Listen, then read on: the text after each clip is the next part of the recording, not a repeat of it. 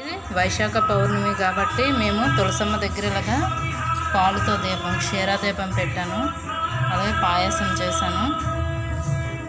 పూజ అనేది మొదలు పెట్టుకున్నాను. ఇలా గుమ్మానికి ద్వారలక్ష్మికి ఆహ్వానం పలుకుతూ ఈ విధంగా పూజ అంటూ చేసుకుంటున్నాను.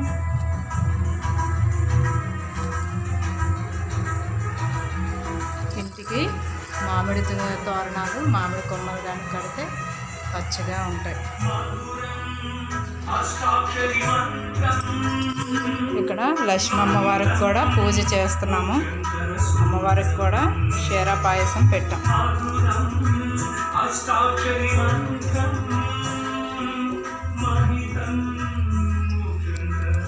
ఈరోజు పౌర్ణమి కాబట్టి శివయ్యని పూజించవచ్చు, వెంకటరామూర్తిని పూజించవచ్చు. అలాగే విష్ణు లక్ష్మీదేవి కలిసి ఉన్న ఫోటో వారిని కూడా పెట్టి పూజించవచ్చు.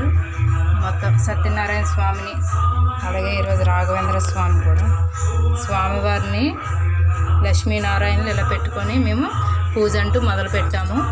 పాయసం పెట్టాము. ఈరోజు అన్నీ తెలుపు రంగులో ఉండేవి పెట్టాలి. అమ్మవారికి తాంబూలం కూడా సమర్పించుకున్నాను. ఈరోజు స్వామివారు తాబేలు అవతారం ఎత్తారు కాబట్టి కూర్మ అవతారం, నేను కూర్మ అవతారంలో ఉండే దీపాలని పెట్టుకున్నాను.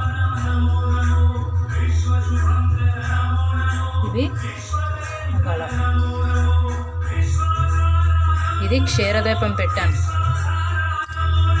కమలంలో అంటే లోటస్లో పెట్టేటట్టు చక్కగా క్షీరదీపం రావి ఆకు వేసి రావి ఆకు మీద దీపం పెట్టాము. ఇది పంచదీపాలు. ఈరోజు వైశాఖ పౌర్ణమి చాలా ప్రత్యేకం కాబట్టి మేము ఈ పూజను యథాశక్తి కొలిది మేము చేసుకుంటున్నాం. అందరూ బాగుండాలి, అందులో మేము ఉండాలి. ఓం శ్రీ విష్ణువే నమః. ఓం గోవింద గోవింద. ఓం నమః శివాయ.